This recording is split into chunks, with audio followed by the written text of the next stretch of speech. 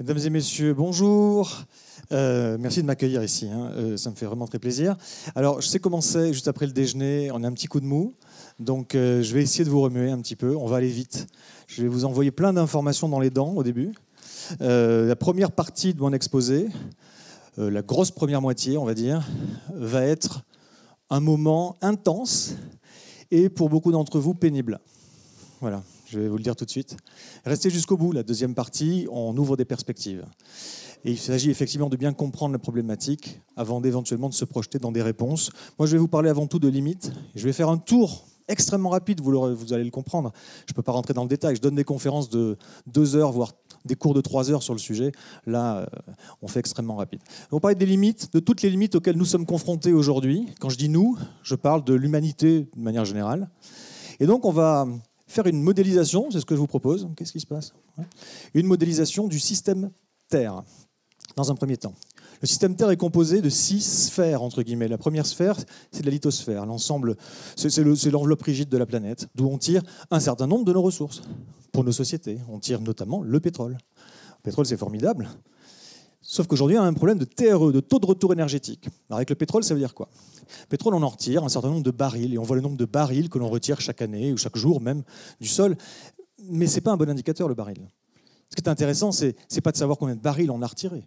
Ce qui est intéressant, c'est combien d'énergie nette on est capable d'en tirer pour faire fonctionner la société, les activités humaines. Et il se trouve que le pétrole, au fur et à mesure qu'on l'exploite, on a des pétroles de moins en moins denses énergétiquement. Le pétrole qui sortait tout seul du sol il y a 100 ans environ, lorsqu'on creusait un trou au Texas, ce pétrole-là était beaucoup plus dense énergétiquement que les pétroles qu'on va chercher aujourd'hui, par exemple en offshore. Et puis accessoirement, il faut de plus en plus d'énergie pour aller chercher l'énergie. Parce qu'aujourd'hui, les pétroles, c'est du offshore. Parce que la plupart, enfin en tout cas, on commence aujourd'hui à sortir de l'ère du pétrole conventionnel, on passe dans l'ère du pétrole non conventionnel, sable bitumineux, huile de schiste, etc. Ce sont des pétroles beaucoup plus énergivores en réalité. Il faut investir beaucoup plus d'énergie pour retirer la même quantité de barils. Donc au final, le taux de retour énergétique, qui est ce qui nous reste en bout de chaîne, baisse, même si le taux de barils, le nombre de barils est à peu près constant. Ça, c'est la première chose. Si on regarde un petit peu les découvertes de pétrole, en 1947, ça avait cette tronche-là. Dans les années 60, au début des années 70, ça avait cette tronche-là. Aujourd'hui, on en est là. Aujourd'hui, chaque année, on consomme 4 fois plus de pétrole qu'on en découvre. Et pour maintenir la production pétrolière mondiale, il faudrait, par décennie, à partir de 2020, trouver l'équivalent de 4 Arabies saoudites. Ça n'arrivera pas. Le charbon, formidable le charbon. Pétrole et charbon, à eux deux, c'est la grande majorité, c'est plus des 3/4, à peu près les 3/4 c'est à peu près à partir du charbon et du pétrole qu'on tire les 3/4 de l'énergie qu'on utilise au niveau mondial. Sauf qu'on a un problème de qualité là aussi avec le charbon. Le charbon, lui aussi, est de moins en moins dense et de moins en moins de bonne qualité. Il faut remuer toujours plus de terre et de matériaux pour aller chercher une quantité donnée de charbon. Aujourd'hui, il y en a qui disent, c'est pas grave, s'il n'y a plus de pétrole, on fera du CTL. Du coal to liquids. On fabrique du carburant liquide à partir de charbon. On sait le faire. C'est un peu moins efficace que le pétrole, mais on sait le faire. C'est une horreur environnementale, mais on sait le faire. Ce qu'on ne dit pas, c'est que pour aller chercher le charbon, on ne sait pas faire sans pétrole. On a un problème de métaux. Un certain nombre de métaux qu'on utilise aujourd'hui, et de plus en plus, parce qu'on parle d'une transition énergétique, par exemple. Une transition énergétique, c'est beaucoup de technologies qui nécessitent des terres rares, des métaux, dont certains sont en quantité très limitée. On a un problème géologique là. La concentration des métaux baisse terriblement vite. On va en reparler juste un petit peu après. Le sable, par exemple, c'est pour donner un autre exemple. On a des ruptures d'approvisionnement partout dans le monde aujourd'hui de sable de construction. Je parle bien de sable de construction pour les bâtiments, pour les routes, pour les infrastructures. Parce qu'on ne peut pas faire des infrastructures ou des routes avec du sable du Sahara, du sable du désert. Il nous faut du sable un peu particulier, qui est angulaire, c'est du sable marin ou de certaines carrières très spécifiques. On a quasiment tout utilisé aujourd'hui. Et c'est pour ça qu'il y a des véritables mafias du sable aujourd'hui qui agissent au niveau mondial, qui volent littéralement des plages entières, des littoraux entiers. C'est le cas en Afrique du Nord, c'est le cas ailleurs dans le monde, et qui draguent complètement tout ce qui est dragable dans les fleuves, jusqu'à l'affaissement de certaines zones côtières. On a un problème de sable, c'est fou. Et puis il y a le phosphore. Je ne vais pas développer terriblement ici aujourd'hui. Je dirais juste que le phosphore est une ressource absolument vitale. Chaque cellule, chaque brin d'ADN même, utilise du phosphore. Donc c'est le cas dans toute forme de vie. la bactérie, la plante, le champignon, l'humain. Dès qu'il y a de l'ADN, il y a du phosphore. Sans phosphore, on meurt assez rapidement. Le phosphore est une ressource donc extrêmement vitale. Et il se trouve qu'aujourd'hui, pour faire pousser des plantes, notamment celles qu'on mange, il faut du phosphore. À la base, c'est un cycle. Le phosphore, il retourne à la Terre. Après qu'on ait consommé quelque chose, les déjections doivent retourner à la Terre pour qu'on ait de nouveau, notamment, du phosphore dans la Terre. Et après, ça repousse, et on le remange, et ça retourne à la Terre. Ici, j'ai vu qu'il y avait des toilettes sèches, c'est très bien. Après, je ne sais pas ce que vous faites de ce qui en sort, mais en tout cas, s'il y a un cycle et que ça retourne à la Terre, c'est très bien. Mais ce n'est pas comme ça que fonctionnent nos sociétés à nous, où évidemment, on va dans les toilettes, qui ne sont pas sèches la plupart du temps, ça part à l'eau sous forme ionisée, c'est irrécupérable par les stations d'épuration, ça s'en va, c'est irrécupérable dans les océans. Et l'on vide complètement le sol de son phosphore. Et donc, on est obligé d'amener du phosphore artificiel, avec des engrais NPK. Et le phosphore qu'on utilise, c'est des phosphates qu'on exploite. Bon. Le pic du phosphore est annoncé pour les années 2030 ou 2040. Il y a des débats parmi les experts. Ça peut être jusqu'en 2050 éventuellement. Ça ne veut pas dire qu'il n'y en aura plus à partir de là. Ça veut dire qu'au-delà du pic, c'est une ressource qui va devenir contrainte. Il n'y en aura pas assez pour tout le monde. Et donc, il va y avoir des gros problèmes. Ce n'est pas comme si on pouvait se mettre à cultiver d'une manière bio, normale et environmentally friendly une terre qui a été elle-même complètement abreuvée par des engrais de synthèse pendant des décennies. C'est faux. Si on arrête d'apporter les engrais, cette terre meurt. Elle s'érode. Il faut la refaire vivre. Ça prend des années. Ça peut prendre 15 ans. Donc la phase transitoire va être difficile à gérer. Et pour toutes ces choses-là et d'autres encore, on a un problème. C'est un problème de stock, parfois, mais c'est surtout, et le plus souvent, un problème de flux. Est-on capable d'assurer les approvisionnements dont nos sociétés ont perpétuellement besoin pour fonctionner? Je passe ça. On a un problème entre l'énergie et les matériaux. D'un côté, ça marche pas. Hop, voilà. D'un côté, les minerais sont de moins en moins concentrés, et donc l'extraction des matières premières requiert toujours plus d'énergie. De l'autre côté, l'énergie est toujours moins accessible. Et sa production requiert toujours plus de matières premières. C'est ça le problème. Le problème, ce n'est pas qu'il y a moins d'énergie. Le problème, ce n'est pas qu'il y a moins de matériaux. Le problème, c'est qu'il y a les deux en même temps et que la raréfaction de l'un amplifie la raréfaction de l'autre. Et les deux problèmes en même temps, on ne sait pas le gérer. Je vous le dis, on ne sait pas le gérer. Bon, en tout cas, ça, c'était pour la lithosphère.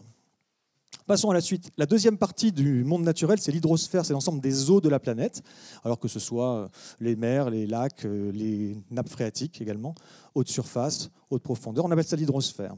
L'hydrosphère est dans un sale état. On a des pollutions, des déchets. On a de l'acidification, une barrière de corail qui est en train de mourir à vitesse grand V, alors que c'est le vivier essentiel de biodiversité marine. On a un réchauffement, vous en avez entendu parler. Les océans captent à peu près 93% du réchauffement qui est dû au réchauffement global. Un seul pourcent dans l'atmosphère. La montée des eaux, qui s'accélère depuis quelques années. On en est à un taux d'augmentation de 3,5 mm par an. Hier, je ne sais pas si vous avez vu, hier, un nouveau rapport du GIEC qui dit que dans le meilleur des cas, selon eux, dans le meilleur des cas, en 2100, il y aura une augmentation du niveau marin au niveau mondial, en moyenne mondiale, de 40 cm. C'est dans le meilleur des cas. Dans le pire des cas, selon eux, ça peut aller jusqu'à 1,10 m. Bon, ça va être un petit défi là aussi. On ne pourra pas sauver toutes les côtes. Donc il va se poser des questions extrêmement fortes, des questions humanitaires au bout d'un moment. Qui a les moyens de se protéger? Et jusqu'à quand? Construire des murs, des digues, et puis qui on décide de sacrifier? Ça va être ça. La salinisation, ça c'est une zone au Bangladesh qui auparavant était verdoyante, et puis ça s'est salinisé, ça s'est érodé, c'est devenu ça. L'assèchement, je donne une très très jolie photo du Rhin en juillet 2018. Les zones mortes, des zones anoxiques, sans oxygène, où aucune vie ne peut exister. Dans l'océan, ce n'est pas nouveau, ce n'est pas un phénomène nouveau, mais la multiplication inquiète. On a multiplication des aires qui sont mortes par 4 depuis 1950. La troisième dimension du monde naturel, c'est la cryosphère, l'ensemble des glaces de la planète. C'est les glaciers, c'est la banquise, inland seas, permafrost. Voilà. J'ai une nouvelle pour vous. Ça fond. Ça fond et ça fond vite, ça fond beaucoup plus vite que ce que les modèles avaient anticipé. On passe rapidement à la quatrième sphère, c'est l'atmosphère. L'atmosphère, vous savez ce que c'est, je ne vous fais pas un dessin. Nous modifions la composition chimique des cycles de l'eau et du carbone, qui sont des cycles essentiels à la vie. Donc les modifions si vite que le climat sort de sa zone de stabilité. Voilà un petit peu la courbe de concentration en gaz à effet de serre. en équivalent au dioxyde de carbone depuis 1 millier d'années, depuis 2000 ans, pardon. Ça donne ça. Une exponentielle. Il y en a plein des exponentielles. C'est traître, les exponentielles. On se projette, nous, naturellement, de façon linéaire. On fait des extrapolations linéaires. L'exponentielle, c'est pas ça. Ça nous surprend. 5e partie, la biosphère, l'ensemble du vivant de la planète. Alors que vous dire? C'est une hécatombe, c'est une catastrophe totale. On a 60% des vertébrés qui ont disparu entre 1970 et 2014, selon la plus grosse étude qui avait été faite sur ce sujet. 60% des vertébrés au niveau mondial. Les vertébrés, ce sont les mammifères terrestres et marins, les amphibiens, les reptiles, les poissons et les oiseaux. On a environ 30% des oiseaux des campagnes qui, dans notre pays, ont disparu en 15 ans. On a un rythme de disparition des invertébrés qui est 5 fois plus rapide que le rythme de disparition des vertébrés. Un rythme de disparition des insectes, globalement, qui est évalué à 8 fois plus rapide. Et puis tout ça, c'est beaucoup de souffrance. Hein. Ce n'est pas juste des espèces qui disparaissent. C'est des créatures qui s'éteignent de manière pénible, par milliards. Et au final, si on regarde ce que ça donne aujourd'hui, la biomasse animale sur les continents, ça n'inclut pas. C'est uniquement les mammifères sur les continents, en l'occurrence. Ça n'inclut pas les insectes, ça n'inclut pas les espèces marines. Et bien voilà, aujourd'hui, voilà une petite cartographie sympathique. Tout ce qui est bleu, là, c'est l'humanité. On parle en masse, là, on est en millions de tonnes. Chaque petit carré, c'est 1 million de tonnes. Bon, là, ça, c'est l'humanité. Ça, ici, c'est les bovins d'élevage. Ça, ici, c'est les chevaux. Ici, on a les moutons, les chèvres et les porcs. Et puis, il reste des petits trucs verts, là. C'est la faune sauvage. On a éradiqué environ 94% de la faune sauvage. La 6e partie du monde naturel, c'est la pédosphère, l'ensemble des sols. Les experts de l'ONU nous disent, enfin non pas de l'ONU, plus précisément de l'IPBES, la plateforme intergouvernementale d'experts en services écosystémiques, en biodiversité et services écosystémiques, qui nous racontent que 75% des terres de la planète sont dégradées en raison des pratiques humaines, que ce soit les pratiques agricoles, l'urbanisation, les activités minières. Et puis là, il y a l'ONU qui nous a dit au mois de février dernier qu'il y avait un risque de pénurie alimentaire mondiale, la FAO. Alors voilà, l'état observé, constaté, mesuré souvent, du monde naturel. Je ne vous ai pas donné des théories, je ne vous ai pas donné des avis personnels, je vous ai donné des données, tout ce qui est le plus solide. On peut toujours dire, ah ben oui, mais on verra bien, on ne sait jamais. Là, ce sont des données officielles, je ne m'égare pas dans des études douteuses. Là-dessus, on a construit notre monde à nous, l'anthroposphère. L'anthroposphère, c'est ça. C'est ce qu'on voit de l'espace, c'est là, les réseaux électriques. On ne voit rien du tout, là. Bon, alors là, voilà. Donc, bon, ben, écoutez, c'était une carte de la Terre vue de l'espace la nuit. C'est ça, ce sont les bateaux qui circulent dans le monde, c'est ça, ce sont les avions qui volent dans le monde, ce sont les constructions, les objets, les déchets, les produits. Et nous, c'est l'anthroposphère. L'anthroposphère explose. C'est une exponentielle, là aussi, et qui fait qu'aujourd'hui, on est en déficit écologique. Ça veut dire quoi? Ça veut dire que l'empreinte écologique de l'humanité, l'impact globalement qu'on a sur cette planète, est au-delà de la capacité de charge, ou de la biocapacité, pour être plus précis, de la planète. Jusque dans les années 70, on évaluait que nous étions encore en surplus écologique. C'est-à-dire qu'on consommait des ressources à un rythme inférieur à leur taux de renouvellement, on dégradait la nature à un rythme inférieur à son degré de à sa vitesse de réparation, et on produisait des pollutions à une vitesse inférieure à la capacité du système à les absorber. Évidemment, avec plein d'exceptions à plein d'endroits, mais en globalité, c'était ça la moyenne. Et on considère qu'au niveau global, maintenant, depuis les années 70, on est en déficit écologique. On consomme plus que ce que la planète peut durablement renouveler, c'est-à-dire qu'on attaque des ressources non renouvelables. On dégrade plus que la planète ne peut régénérer, c'est-à-dire qu'on dégrade la capacité du système à produire des choses qu'on va bouffer, notamment. Et puis, on génère plus de pollution que ce que la planète peut gérer. Donc ça s'accumule. Voilà ce qui est en train de se passer. Et donc, question, nos sociétés peuvent-elles durer quand toutes les composantes du monde naturel sont en atteinte de limite ou en effondrement? Parce que c'est le cas. Aujourd'hui, il y a des gens qui parlent d'effondrement. Des fois, on les appelle les collapsologues. Et puis il y a des gens qui disent, bah, connerie. Non mais attendez, cet effondrement-là, ces effondrements-là, sont factuels. La question c'est, jusqu'à quand nos sociétés peuvent continuer à espérer durer comme si elles étaient indépendantes d'un monde naturel dont en réalité elles dépendent intégralement. Voilà ce qui va se passer. Dans les prochaines décennies, nous allons vers une descente énergétique et matérielle. Ce n'est pas un avis personnel, je vous l'affirme, ce n'est pas une question de volonté politique, descente énergétique et matérielle. En plus de ça, si on met dans l'équation le fait qu'on dépend de chaînes d'approvisionnement qui sont à flux tendu, qui dépendent toutes du pétrole, en fait pas toutes, 96% au niveau mondial dépendent du pétrole.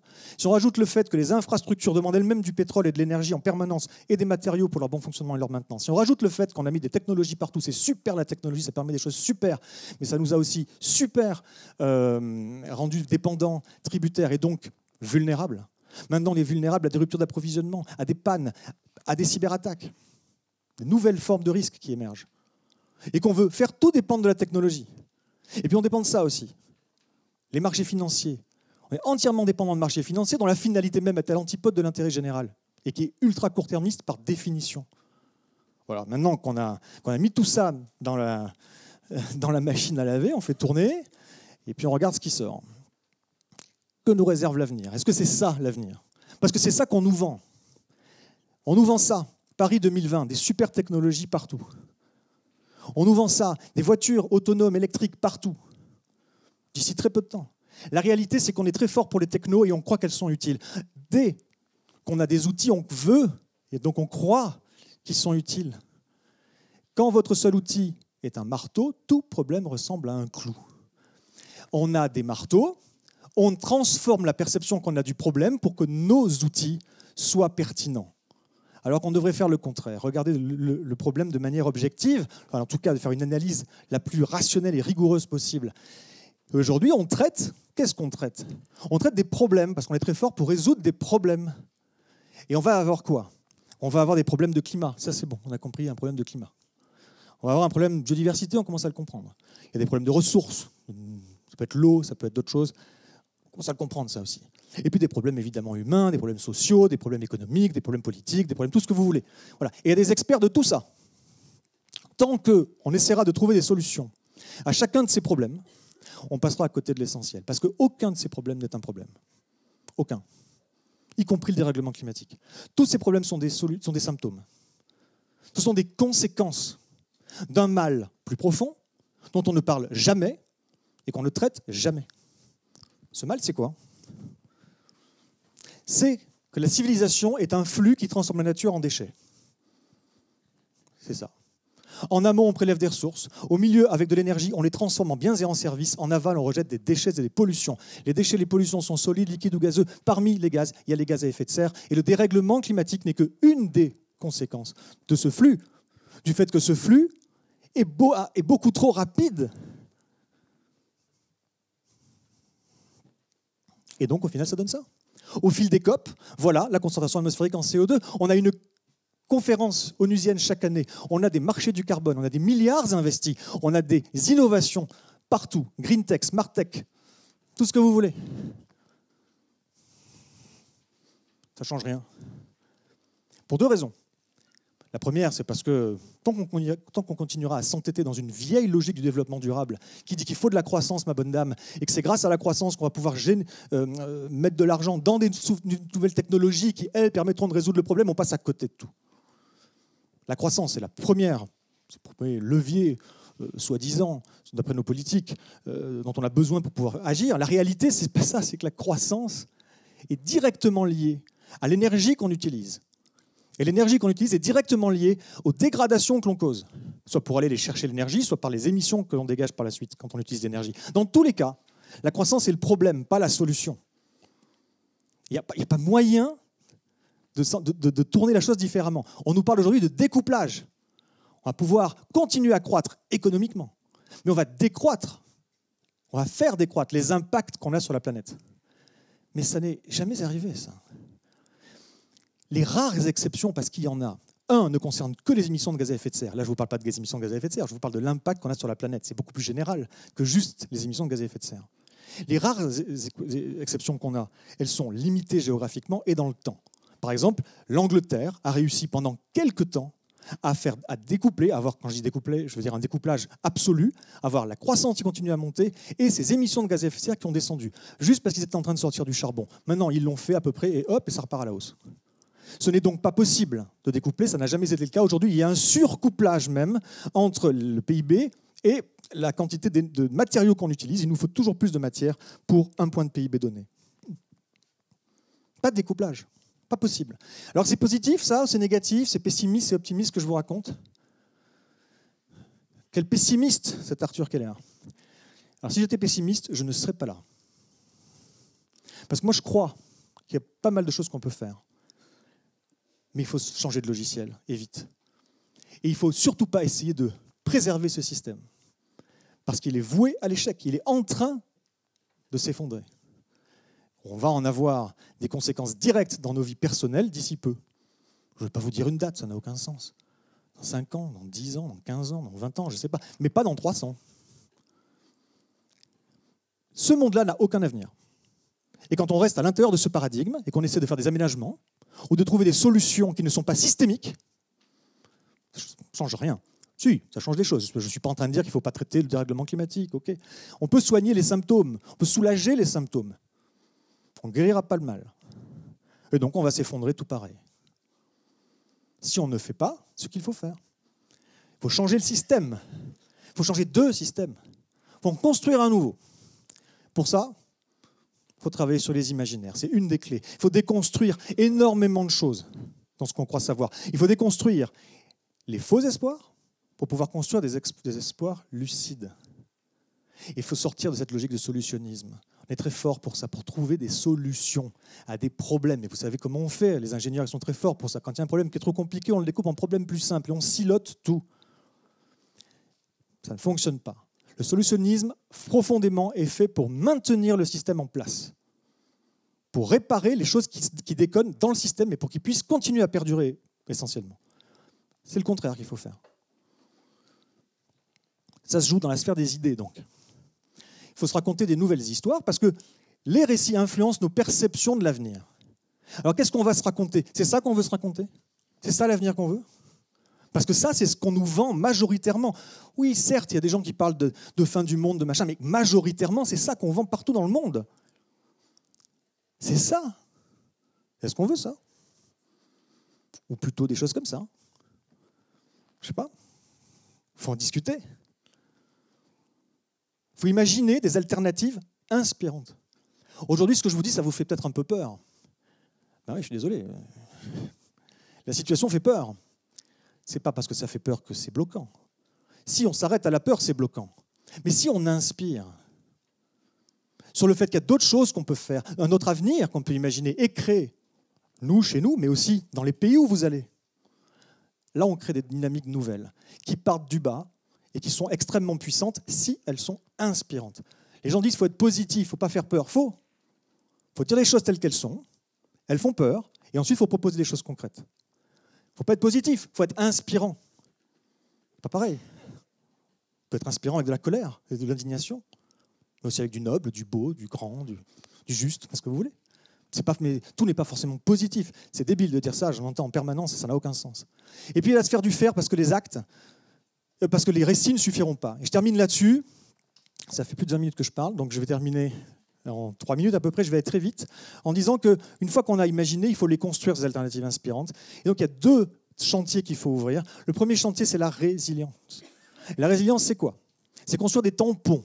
C'est-à-dire à certains endroits où vous devez connaître vos vulnérabilités, vous devez connaître les risques auxquels vous êtes confrontés. À certains endroits, ça peut être une avalanche, des crues ou je ne sais quoi. Et donc, en fonction de là où vous êtes, il faut construire des tampons et des barrières. Les tampons, ce sont des réserves, quelque part, de matériel ou de choses qui seraient utiles pour gérer la crise en question. Et puis les barrières, ça va être choses physiques, ça peut être donc des digues à Fukushima ou que sais-je. Voilà. L'information est très importante. Il faut avoir un système où on partage l'information.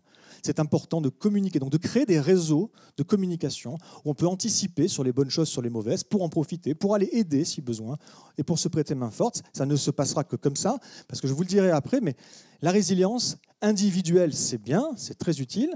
Et la résilience micro-collective, quand on est un petit groupe, vouloir créer sa résilience, ça ne fonctionne pas. La résilience au niveau d'une nation, ça ne fonctionne pas. Dans un cas, on n'a pas la masse critique pour devenir résilient, il faut un nombre de compétences qui dépasse le petit groupe.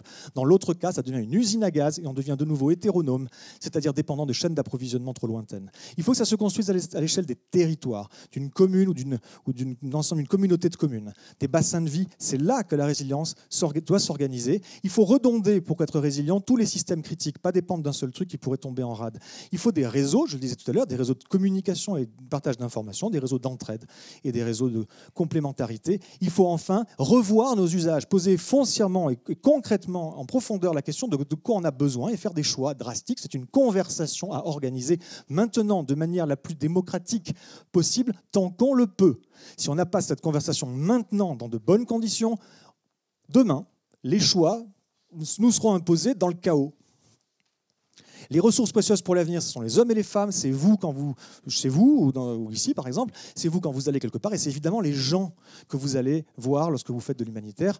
Et il faut essayer d'avoir une pensée système. Tout le monde ne peut pas l'avoir, c'est très compliqué. Mais globalement, ensemble, on peut développer une pensée système. Il faut commencer à faire comprendre aux gens que les solutions à des problèmes pris séparément n'ont aucun sens si on n'a pas une vision d'ensemble des causes et des conséquences.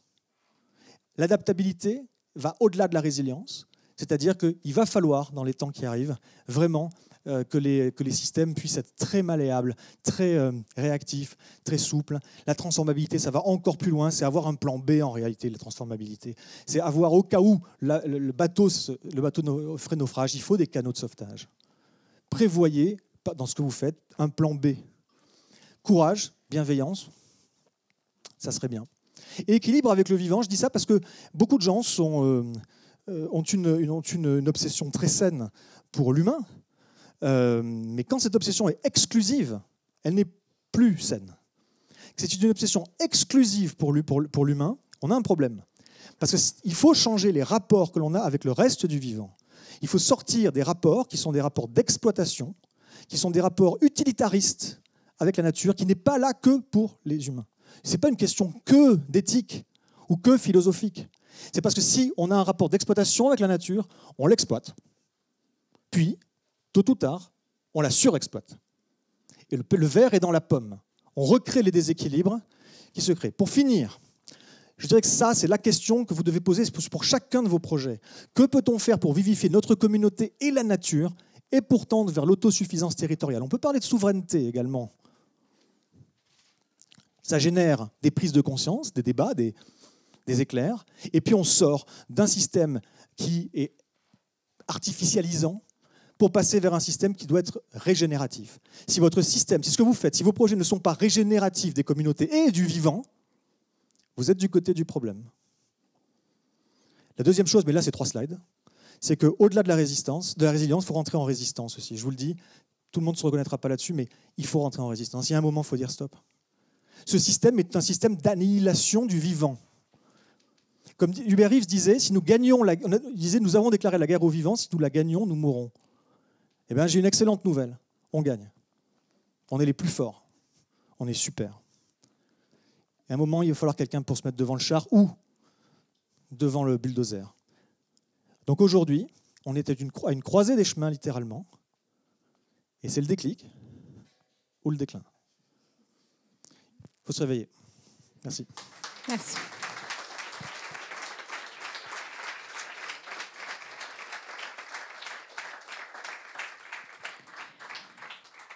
En tant que jeune, je suis souvent considérée comme très jeune dans les sphères dans lesquelles je travaille, qui ressent beaucoup de colère envers notamment les rapports de domination et d'exploitation. Ça fait du bien. Par contre, mon psy me disait toujours qu'il ne fallait pas dire « il faut », mais il fait peut-être partie du problème. Il ne faut pas le dire. On va prendre quelques questions. On a une dizaine de minutes et Arthur sera avec nous cet après-midi, donc vous aurez l'occasion de discuter avec lui. Merci. Martin d'Oxfam, merci beaucoup pour la présentation.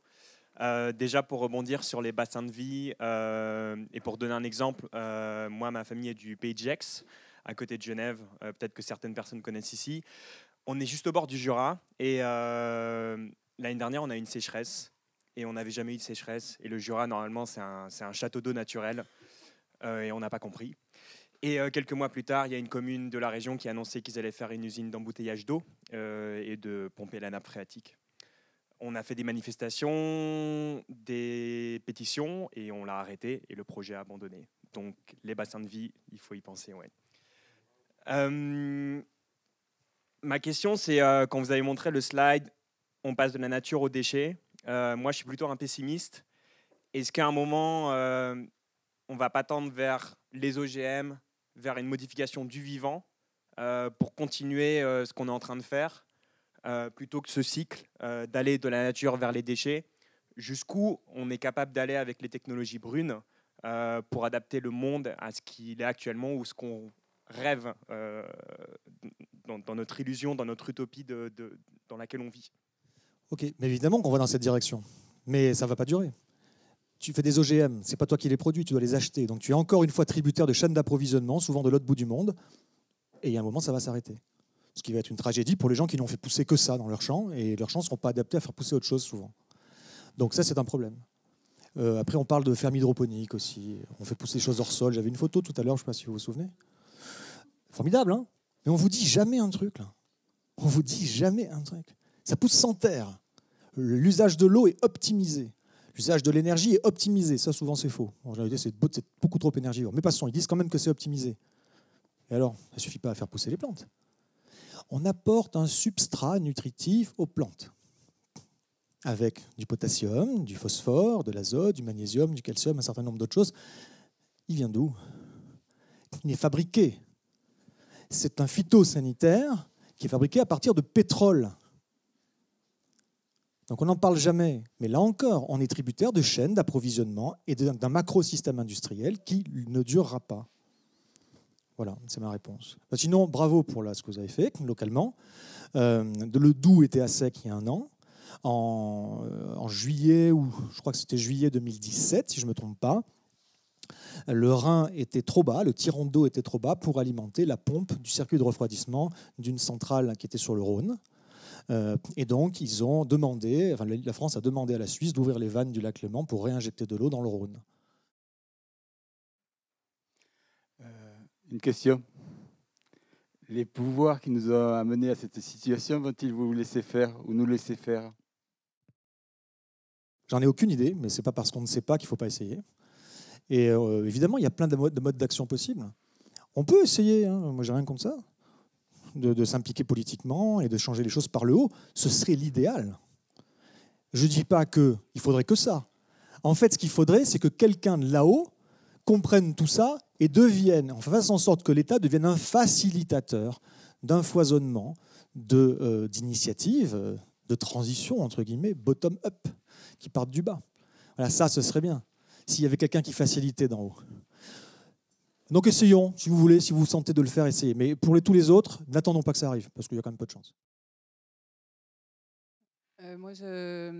On est plusieurs dans cette salle, sur ce territoire, à avoir lancé un petit groupe qui s'appelle Baronnie en transition, voilà, avec une réflexion sur, au niveau local, qu'est-ce qui peut être fait. Parce qu'effectivement, le sentiment que c'est à cette échelle-là qu'on peut se reconnecter au vivant, mobiliser les gens, les communautés, recréer du lien social. Je connais, pour avoir lu un petit peu effectivement ce mouvement né en Angleterre par Rob Hopkins, et je me demandais, là, je ne sais pas si vous aurez la réponse ou si d'autres dans la salle l'auront, mais est-ce que dans les pays du Sud, on entend parler de choses qui se rattacheraient effectivement à ces mouvements en transition, avec une réflexion au niveau local et tous ces éléments qui sont portés par les mouvements en transition? Juste une toute petite remarque. Oui, les mouvements des villes en transition se rapprochent globalement de ce qu'il faut faire. Et effectivement, c'est un petit peu cette logique-là qu'il faut. On voit bien que la peur n'est pas bloquante et qu'elle est utile parce que quand même, au départ, les gens qui rejoignent, à quelques exceptions près, des gens qui étaient déjà là et qui ont rejoint des initiatives parce qu'elles étaient là. Mais ceux qui ont créé ces initiatives à la base, c'est des gens qui avaient pris peur, mais qui ont fait quelque chose de leur peur, concrètement, et du coup qui sont sortis, qui ont dépassé la peur. Donc ça, c'est quelque chose d'intéressant. Et je pense que c'est effectivement le bon ADN, entre guillemets, de ce qu'il faudrait faire est là, à une exception près toutefois. Peut-être un peu de candeur là-dedans, peut-être un peu de bien-pensance, peut-être un petit peu d'excès de ça va être super. eh ben, ça va être dur. Ça va être mieux que si on ne le fait pas, mais ça va être dur quand même. Il y a des moments compliqués. Et il va y avoir des violences. Il va y avoir des conflits. Il va falloir aussi savoir gérer ça. Le problème, c'est d'arriver à positionner le curseur entre prendre en compte le risque de violence et s'y préparer, et ne pas devenir obsédé par ça, et rentrer dans une logique belliqueuse ou belliciste, et stocker des choses un peu partout. Enfin, on peut le stocker un peu, c'est pas le problème, mais je veux dire, rentrer dans une logique de bunkerisation, de s'armer jusqu'aux dents, et celui qui met un pied sur mon terrain, je lui dégomme les dents. Voilà. Et c'est parce que ça crée les conditions du conflit. Donc le positionnement de curseur est compliqué.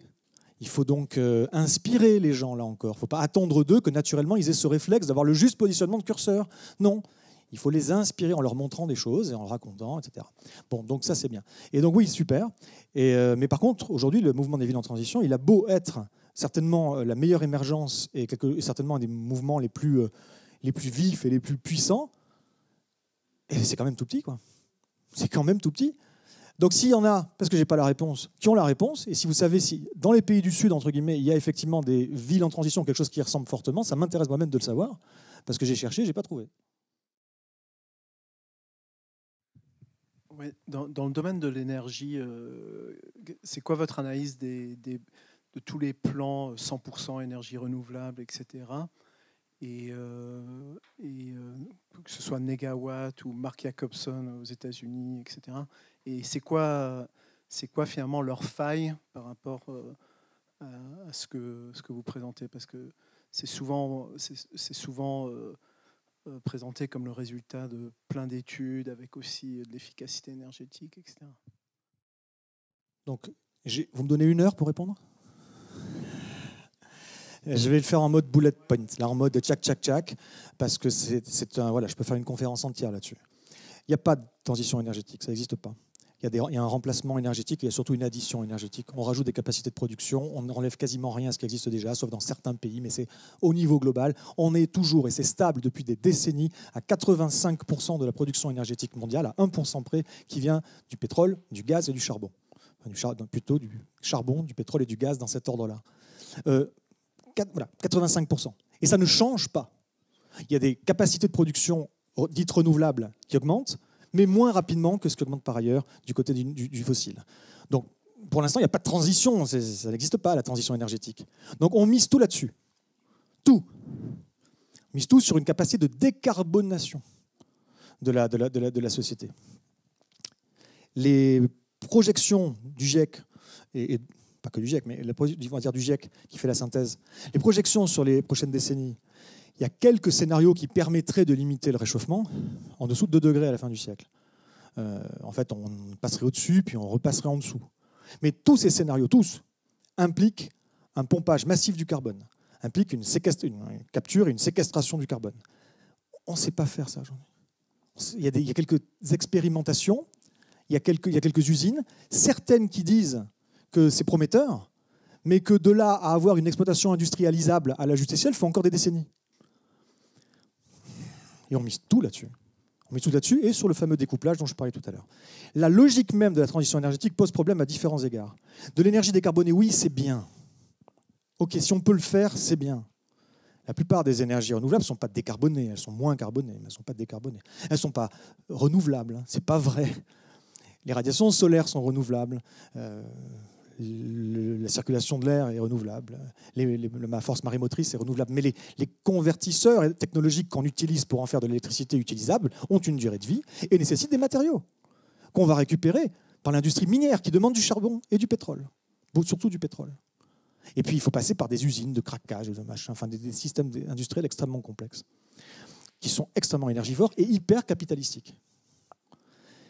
Tout ce système-là fait en sorte que dans le meilleur des cas, même si on arrivait à remplacer le plus de choses possible par des renouvelables, entre guillemets, eh bien, on switcherait d'une dépendance à l'OPEP, parce que la France produit moins de 0,5% du pétrole qu'elle consomme. Là, je parlais de la France. Mais en tout cas, tous les autres pays qui ne sont pas producteurs de pétrole passeraient d'une dépendance aux pays producteurs de pétrole à une dépendance aux producteurs de terres rares, dont on a absolument besoin, aujourd'hui encore du moins, pour ces technologies. Même s'il y a quelques nouvelles technologies qui apparaissent en disant « oh, il y a besoin de moins, voire de pas de terres rares ». Oui, mais c'est toujours pareil.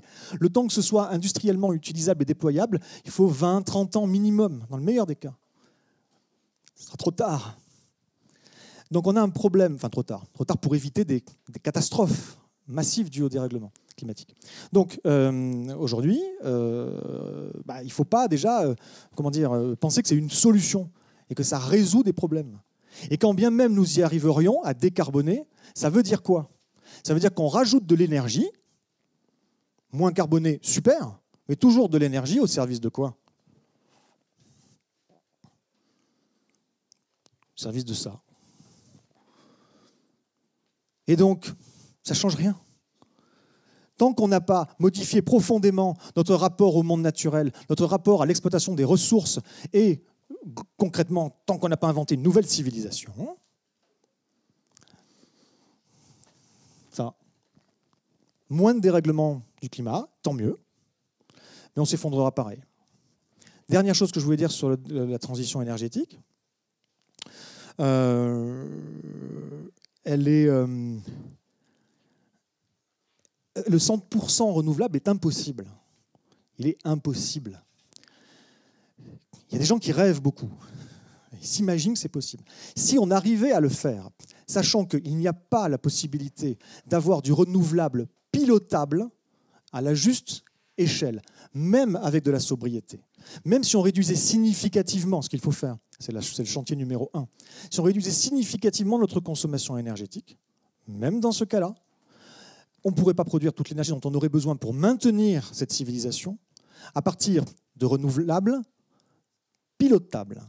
Pilotable, ça veut dire quoi? Quand j'en ai besoin, je demande, ça produit. Quand j'en ai plus besoin, j'arrête. On a des renouvelables qui ne sont pas pilotables. Et on développe beaucoup l'éolien aujourd'hui, aussi le photovoltaïque, mais c'est plutôt l'éolien qui prend le dessus. Mais quand il y a du vent, ça souffle, ça tourne, et puis on a de l'énergie. Quand il n'y en a pas, ce n'est pas pilotable. Alors après, on peut stocker dans des systèmes de stockage et on va chercher. Sauf que la plupart des systèmes de stockage, déjà, ont une durée de vie limitée, mais et surtout, manque de puissance. La restitution de la puissance n'est pas au niveau qu'il faut pour un certain nombre d'activités. Quand il y a un pic de demande d'électricité, ce n'est pas en activant des batteries que l'on peut répondre à ce pic. Il faut des choses beaucoup plus efficaces. Nucléaire, charbon, gaz, centrale à gaz. Allez, j'ai besoin de puissance, j'appuie sur un bouton et c'est parti, ça monte. Beaucoup de puissance. Donc, avec les systèmes de stockage, on n'a plus de problème temporairement, parce que durant la durée de vie de ces systèmes-là, de ces dispositifs-là, on n'a plus de problème de demande et d'appel d'énergie, en théorie, parce qu'on en est loin, mais on a un problème de puissance énergétique. Bon, moi, tout ce que je suis en train de vous dire, en tout cas, c'est que le 100% renouvelable est impossible, technologiquement impossible. Je ne sais pas, une fois de plus, pourquoi on s'échine à dire que c'est possible ou qu'il faut tendre vers ça, ça n'existera pas. Les scénarios qui prétendent ça sont hors sol. Il y a des angles morts dans leurs scénarios qui sont terribles, quoi, qui rendent toutes ces études-là nulles et non avenues, j'ai envie de dire. Bon, par contre, ça ne veut pas dire qu'on ne peut pas faire des choses. Ça ne veut pas dire qu'il ne faut pas y aller dans une certaine mesure. Mais moi, ce que je vous dis, c'est que plutôt la véritable direction qu'il faudrait prendre, c'est d'aller vers des formes de production d'énergie qui sont les moins technologisées possibles et les plus maintenables localement possibles. Parce que le grand enjeu qui est derrière ça, c'est comment on autonomise les gens et non pas comment on les hétéronomise encore plus. Arthur, c'est ça le problème. Je te coupe ici, ça va? Et je vais prendre deux autres mini-questions. Ils m'ont promis que c'était vraiment des questions très courtes, mais qu'il fallait absolument poser. Et du coup, je vais te demander une réponse mini également. En un mot et demi. Voilà, et on va pouvoir passer au groupe de travail. Zut, j'espérais une mini-question pour une longue réponse. Merci Arthur, c'est très direct et très important. Comment est-ce que l'on va pouvoir, à partir de ces éléments-là qui sont maintenant assez évidents, on va devoir travailler en groupe, est-ce que tu pourrais donner une ficelle ou l'autre, un truc ou l'autre, pour qu'on puisse en fait assez rapidement accéder à une autre manière de penser pour travailler sur cette inspiration dont tu parles, pour créer ces récits inspirants et ne pas rester enfermé dans un mode de pensée en fait, qui nous laisse dans ce genre de solutions. Est-ce que tu as l'une ou l'autre piste qui pourrait nous aider dans ce travail de groupe? Et je prends tout de suite l'autre question avant que tu répondes. Oui, bonjour, merci. Décroissance, OK, pour aller vite. Changement systémique, OK. Ça, c'est vrai pour nos sociétés occidentales. quid des pays du Sud où dire pas de croissance alors que la croissance démographique est là et que l'augmentation de la production alimentaire, c'est voilà. Donc, excellente question et merci. Donc les deux. Quelqu'un tout à l'heure, le monsieur, je ne sais plus votre nom, avec qui vous êtes fait mal au poignet. Vous disiez que vous aviez travaillé à Haïti. Et à Haïti, quand on regarde la situation de manière globale, de manière vraiment, si on regarde de haut, on se dit rien n'est possible, quoi. La situation est bloquée, on ne peut rien faire. Puis en fait, il y a des gens qui font, voilà, localement. Et c'est que local. Mais ça ne part que du bas. Parce que si ce qu'ils font localement fonctionne, et s'ils rajoutent à ça en plus peut-être une démarche d'inspiration, il va y avoir une, puis deux, puis trois, et par contagion, ça marchera. C'est pas venu du haut, c'est mieux, c'est venu du bas. En l'occurrence, c'est la seule solution. Aujourd'hui, il y a beaucoup de gens qui se mobilisent pour demander et réclamer que nos dirigeants agissent. Il faut respecter les accords pour le climat, etc. Ça ne marchera pas. Ça ne marchera pas. C'est faire de bonnes intentions, mais ça ne marchera pas. Ils ne peuvent pas le faire. Déjà, il faudrait qu'ils veuillent le faire, et je pense qu'ils ne veulent pas. Mais même s'ils voulaient, ils ne comprennent pas fondamentalement le problème. Ils comprennent qu'il y a des problèmes, ils ne comprennent pas la systémique de la problématique. Et quand même ils la comprendraient, ils n'ont pas le pouvoir d'agir. En haut, ça ne fonctionne pas. Si un pays faisait ça, il se tire une balle dans le pied. Et ça ne changera rien. Si la France utilisait 4 fois moins de pétrole d'un seul coup, parce que le président l'avait décidé, déjà il serait bloqué par le Sénat, l'Assemblée nationale, et si ce n'est pas eux, il sera bloqué par le Conseil constitutionnel, mais passons, ou par les entreprises. Mais imaginons que ça marche. Et la France décroît, divisé par 4, ce qui n'est pas assez, il faudrait diviser par 6 ou 7, mais allez, diviser par 4 la quantité de pétrole et de fossiles qu'on utilise. Bon, ce sera utilisé par d'autres. C'est d'autres qui les brûleront, ça ne changera rien pour le climat, et nous, on se sera tiré une balle dans le pied. Ils ne peuvent pas agir. La seule façon d'agir, c'est par le bas. Il faut créer des initiatives inspirantes en bas, et que ça fasse tache d'huile tant qu'on peut, parce que les marges de manœuvre se restreignent à chaque mois qui passe, chaque jour qui passe. C'est tout ce que je peux vous dire. Vous pouvez avoir des conversations. Ça c'est simple, tout le monde peut l'avoir. Pas un rond, on a des conversations. Ouvrez des conversations, organisez des rencontres, de toute façon, là où vous êtes, entreprise, collectivité, etc., même dans votre famille, vos amis éventuellement, même si, attention, parce que nul n'est prophète en son pays, souvent la famille et les amis, ce n'est pas les meilleurs. Mais organisez des conversations où vous dites, on va parler de nos vulnérabilités, on va parler des risques, on va parler des limites auxquelles on est confronté. Et puis, on va faire un état des lieux, également de nos ressources, de nos richesses, de notre diversité culturelle, de nos forces. Et ensemble, on va essayer de faire émerger des nouveaux projets. Et si on est un élu, ce qu'il faut faire quand on est un élu, ou quand on est un notable, ou quelqu'un d'influent localement, il faut organiser en ouvrant les vannes, en disant « venez, chez nous c'est open ». S'il y a des projets qui vont dans le bon sens, que ce soit monnaie locale, que ce soit production coopérative en circuit court d'énergie ou d'alimentation, que ce soit un certain nombre d'autres choses, venez chez nous. On vous prête, on vous loue, on vous donne un terrain, et c'est tout. Et vous laissez les gens se démerder. Parce que souvent, les élus disent « mais moi, qu'est-ce que je peux faire? J'ai pas de budget. » Mais tu n'as rien à faire. Tu sors du déni et tu lances un appel. Chez nous, c'est open, on étudiera vos projets, venez chez nous. Les gens se démerderont. La question est excellente sur la décroissance. Effectivement, quand je parle de décroissance, c'est peut-être pas clair, mais je parle en moyenne mondiale. Globalement, mondialement, ça doit et ça va décroître. Ce n'est pas une question d'idéologie de ma part. Ça va décroître. Point. Ça a commencé à décroître. Enfin, je ne sais pas si vous savez qu'en tendance baissière, la croissance est en tendance baissière au niveau mondial, la croissance mondiale, depuis les années 80. Ça décroît. Et ça va continuer, et c'est très bien. Il faut sortir des politiques de croissance à tout prix. Maintenant, il y a certains pays qui ont besoin de croissance. Et la croissance, ce n'est pas la panacée. La croissance n'a d'effet, d'une part, que jusqu'à 15 000 € de PIB par tête en moyenne. Au-delà de ce niveau-là de richesse nationale, on ne voit plus, on ne mesure plus du tout d'incrément de bien-être ou de confort pour les gens. Et si le système est égalitaire, si l'indice de Gini également, qui est très important. Voilà. Parce que si il y a une super méga croissance, mais qu'elle est captée par une élite économique, financière ou corrompue ou je ne sais quoi, alors ça sert à quoi? Parce que la croissance, évidemment, masque toutes ces choses-là. Le PIB est un indicateur pourri qui nous masque les problèmes. C'est d'ailleurs pour ça qu'on n'est pas capable d'anticiper les crises. Donc oui, il y a des choses qui doivent croître, des choses qui doivent décroître, y compris chez nous. Et pour finir, je dirais qu'il y a effectivement une distinction à faire qui est très fondamentale entre le nord et le sud. C'est ce que je disais tout à l'heure dans la voiture, entre le nord et le sud. nos sociétés à nous, par certains égards, sont plus résilientes que les sociétés du Sud. Je schématise quand je dis Nord et Sud, vous m'aurez compris, je parle de pays riches et développés versus des pays émergents, entre guillemets. Bon. Donc, dans nos pays à nous, dans nos sociétés à nous, on a plus de marge de manœuvre parce qu'on a tellement de gabegie, on a tellement de surplus que l'on peut rogner dedans et finalement on continuera à vivre correctement. Si c'est bien organisé. Parce que ce qui va se passer, c'est que les choses ne seront pas optimisées. C'est qu'il va continuer à y avoir des surplus quelque part et à côté des gens qui vont crever de faim. On le sait très bien. Hein. Mais bon, passons. On a de la marge de manœuvre et donc à ce niveau-là, on est plus résilient. Mais nos sociétés modernes sont également beaucoup plus technologisées, ultra, à flux tendu, totalement dépendantes de chaînes d'approvisionnement, à flux tendu, rapide. Pas le moindre glitch dans la chaîne logistique, sinon c'est un vrai problème. Bon, ça c'est une vulnérabilité énorme que d'autres sociétés n'ont pas. Et quand donc nos sociétés vont dévisser, parce que ça se produira à un moment ou à un autre, et j'espère que ce sera graduel et gérable, plutôt que rapide et chaotique, mais nul ne peut le dire. Mais quand ça va se produire chez nous, on réalisera que si nos sociétés étaient plus résilientes que celles des pays du Sud, les individus chez nous sont beaucoup moins résilients que les individus dans les pays du Sud, pour faire une généralisation, et on aura peut-être duré un peu plus longtemps, mais on sera en beaucoup plus mauvaise posture, et c'est nous qui aurons besoin d'aide humanitaire. Merci.